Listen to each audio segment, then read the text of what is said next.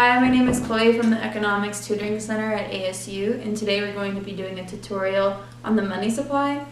Before going forward, always check with your professor our notation because it can vary from class to class. Now we are going to do our first money supply problem.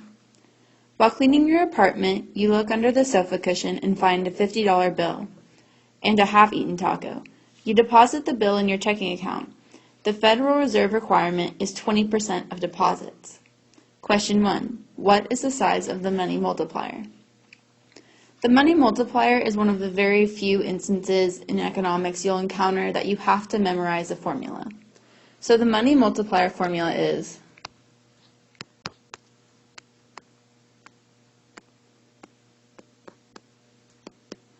one over the reserve requirement in percent form.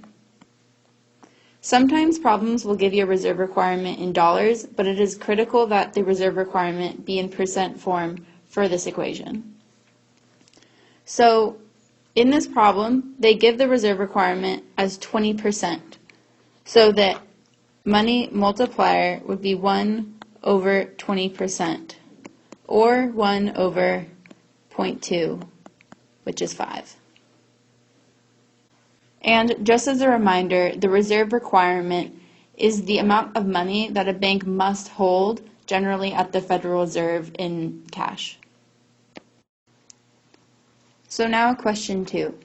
What is the maximum amount that the money supply could increase? So again, this is going to be one of the instances where we just have to memorize a formula. So the formula is the change in money supply equals the money multiplier times the change in demand deposits. So the change in MS equals, again to refresh,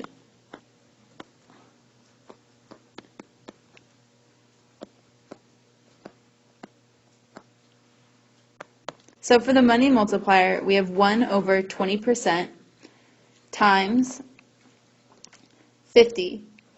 In this case, our demand deposits will be the $50 bill because this represents new money entering the banking system. So we have 5 times 50 equals our change in the money supply, which is $250. $250 tells us with the new $50 making its way into the banking system, the amount of money available for spending, which is the money supply, could increase by $250. This is assuming that banks will loan out the money. So our third and final question is, what is the minimum amount that the money supply could increase? So this is more of a theoretical problem. Say in this example, the $50 does go to the bank, but the bank does not decide to loan it out. The $50 will not increase. So the amount of supply increase would just be $0. Because if the bank doesn't decide to loan out the $50 bill, the bill won't have the opportunity to grow.